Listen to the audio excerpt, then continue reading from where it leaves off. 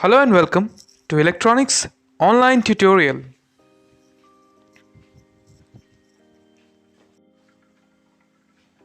मेरा नाम है दिव्यांश सिंह। मैं CSS VAC स्कीम के अंडर एक वोकेशनल ट्रेनर हूं और मेरा स्ट्रीम है इलेक्ट्रॉनिक्स। मेरे स्कूल का नाम है हरिश्चंद्रपुर किरणबाला बालिका विद्याश्रम और ट्रेनिंग पार्टनर हैं ओरायन एडुटेक प्राइवेट लिमिटेड।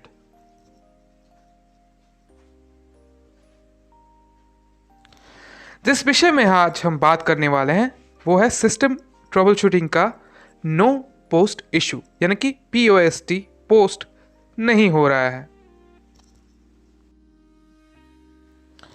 तो आइए सबसे पहले जान लेते हैं ये एक पोस्ट है क्या। पोस्ट यानी कि पावर ऑन सेल्फ टेस्ट एक ऐसी प्रक्रिया है जो कंप्यूटर बूटअप होने से पहले परफॉर्म होती है कंप्यूटर के ही द्वारा, यानी कि कंप्यूटर खुद व खुद उसको परफॉर्म करती है और इसके लिए ये हार्डवेयर के हर एक पार्ट को अलग अलग इलेक्ट्रिकल सिग्नल्स भेजती है, ये कंफर्म करने के लिए कि हर एक हार्डवेयर पार्ट ठीक से काम कर रहा है कि नहीं। अगर कोई हार्डवेयर पार्ट ठीक से काम नहीं कर रहा हो तो एक बीप पोर्ट के द्वारा हम लोग को बताया जाता है।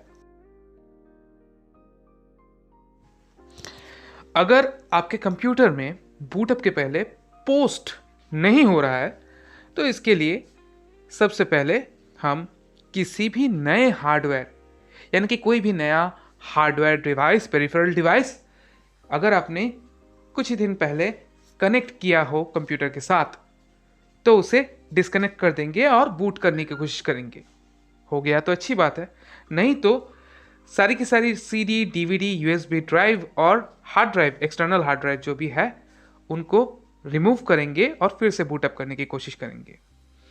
अगर फिर भी ये बूटअप ना हो तो हम सिस्टम को पावर ऑफ करके सारे जो केबल्स कैबिनेट के पीछे लगे हुए होते हैं उनको डिस्कनेक्ट कर देंगे, सिर्फ कंप्यूटर के पावर केबल और VGA केबल को छोड़ के, यानी कि इन दोनों केबल्स को छोड़ के हम बाकी सारे जो केबल्स होते हैं, यानी कि कीबोर्ड के केबल्स, कोई भी USB केबल्स, माउस के केबल्स, कुछ भी हो सबको डिस्कनेक्ट कर देंगे और फिर से हम कंप्यूटर को बूटअप करने की कोशिश करेंगे, देखेंगे कि ये बूटअप हो रहा है कि नहीं।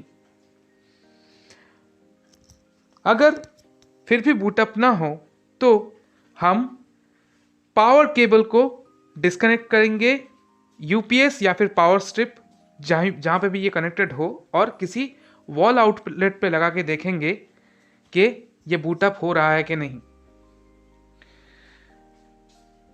इसके बाद हम कोशिश करेंगे कि जो बीप कोड्स हैं, मैंने बीप कोड्स की बात आपको पहले ही बताई थी, बीप कोड्स जो हैं उनको आइडेंटिफाई करने की और समझने की कि कहाँ पे प्रॉब्लम हो रहा है। अगर प्रॉब्लम हम समझ पाए यहाँ से तो ट्रबल शूटिंग बहुत आसान हो जाती है। अगर ना हो पाए तो इसके बाद देखेंगे कि कंप्यूटर के अंदर, यानी कि कैबिनेट के अंदर जितने सारे सब जो फैंस हैं वो ठीक से काम कर रहे हैं कि नहीं, क्योंकि अगर ये काम ना करे तो हीटिंग इशू की वजह से कभी कभी नो पोस्ट प्रॉब्लम आ सकती है। इसके बाद चेक करेंगे कि सारे केबल्स जो हैं प्रॉपरली कनेक्टेड हैं कि नहीं, क्योंकि ये केबल्स ही हैं जो हमारे इंटरनल हार्डवेयर्स को एक दूसरे से कनेक्ट करते हैं।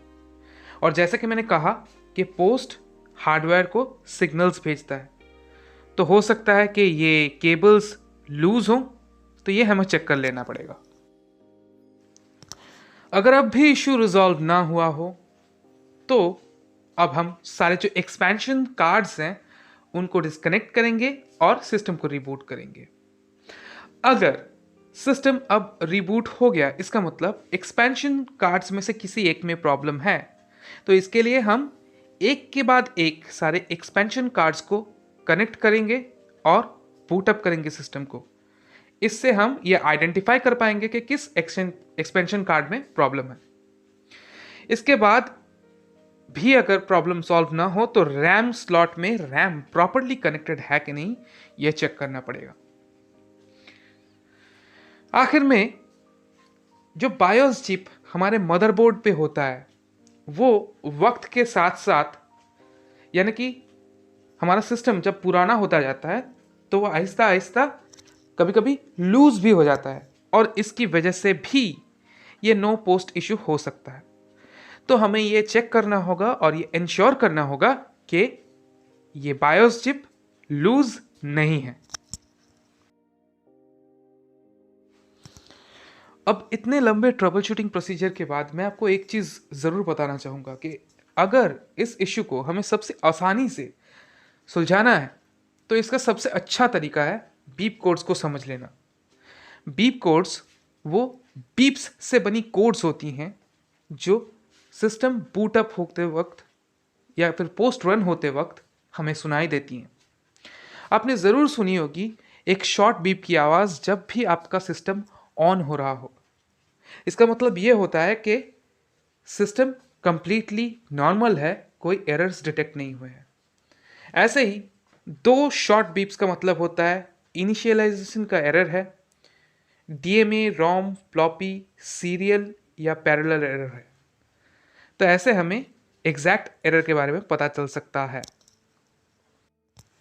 और ऐसे ही हम प्रॉब्लम की एग्जैक्ट लोकेशन तक बहुत ही कम समय में पहुंच सकते हैं, जिससे कि हमारा वक्त और मेहनत दोनों बच जाते हैं। तो बीप कोड्स को समझ लेना बहुत ही समझदारी वाली बात होगी।